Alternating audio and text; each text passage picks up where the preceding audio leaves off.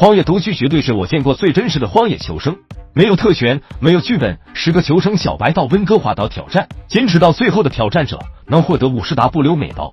参赛选手会被节目组安置到岛上各个位置，彼此之间还不能有所接触。大家觉得谁会坚持的最久呢？这个男人叫乔西，来之前对自己非常自信，本身就有一对儿女了，自家老婆肚子还怀着一个，想着通过这一笔奖金让自己的生活过得好点。但是当他看着船离去的背影，感觉有点淡淡的忧伤，不知道自己能在这里熬多少天了，没时间感慨了，还有更重要的事情要做。乔西打算先将庇护所搭建好，再去寻找水源。得意能3天饿9顿，趴了1、2天也是没问题的。不得不说，他这庇护所实在有够简陋的。要知道这里可是熊大熊二的地盘。乔西也不着急，他更希望自己能生火烘干身子。想法是挺好的，但是这里的环境实在太潮湿了，即使带来了美棒，依旧没能生火成功，这让他非常失望，只能到附近寻找更干燥的木材。还有多东西事情需要完成，这里没有太多有用的东西，加上看到有不少动物活动的痕迹，乔西考虑换个地方居住。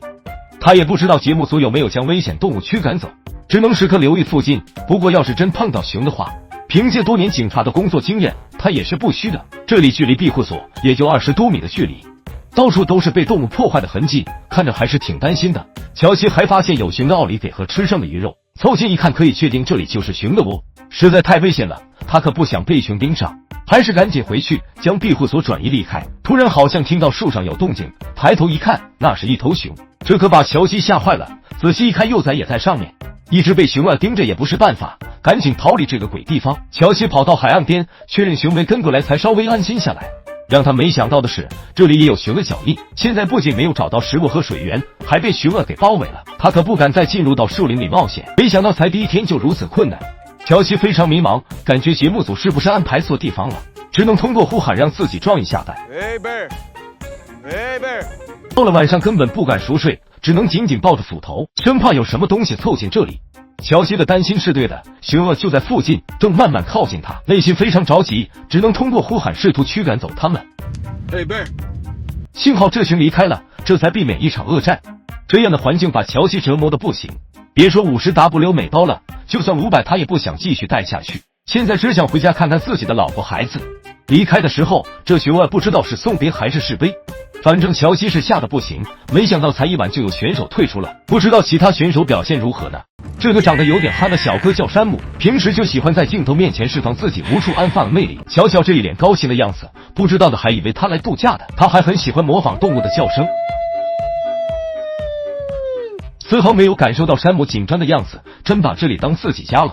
大家觉得这阳光男还能坚持多久呢？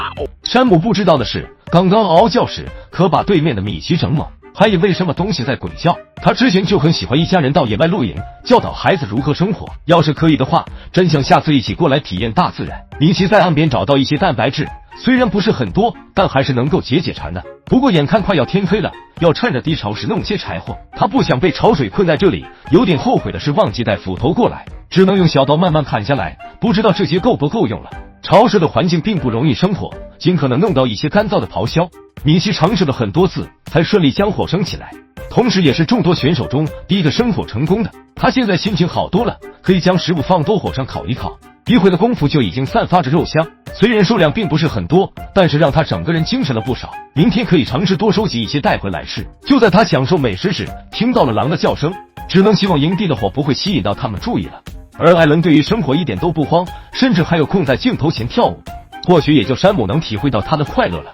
这里实在太潮湿了，他要找一个干燥的地方，到丛林里面寻找合适的材料搭建庇护所。要是能够生堆火那就更好了。而卢卡西还在寻找合适的地方搭建住所。这里的风景他非常满意，但是没走多远就发现不对劲，脚底下是一条小溪流，要知道这里可是有熊出没，加上有破坏的痕迹，他们很有可能就是在这喝水，实在太糟糕了。他不得不考虑一下，要不要到远一点的地方。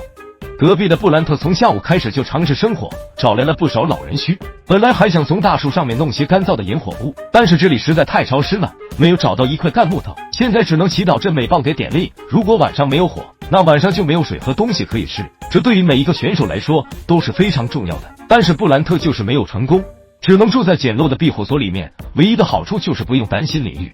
不过刚刚他也听到了狼叫，现在很担心会被盯上。也不知道其他选手现在情况如何。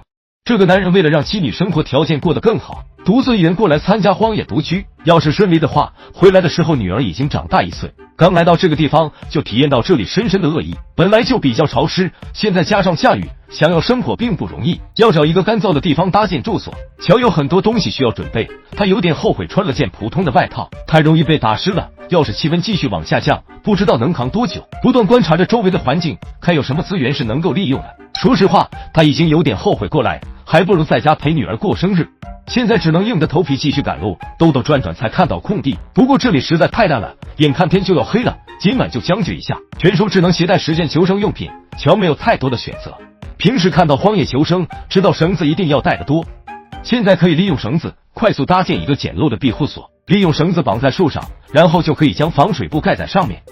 他也没打算弄得太好，到附近收集点树枝盖个屋顶，把小木棍稍微修整一下，就可以把防水布两边固定在地上。营地看起来要比其他选手要好不少。现在乔又饿又渴，还有一堆事情没有做，想想就觉得头疼。最关键的火都没弄，今晚肯定冷得瑟瑟发抖。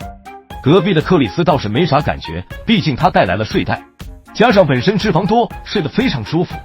今天的主要任务就是要收集多点木柴和找到水源。拿着斧头就是一顿乱砍，差点还被树枝给打到了。他给自己的目标就是在这生活90天，而且要过得非常舒服的那一种。应该没有谁比他炖的更多的脂肪了吧？平时就没少看德爷的操作，平时就待在家里吃东西，唯一担心的就是碰到大型掠食动物。可惜节目组不给他带猎枪，不知道这斧头够不够锋利了。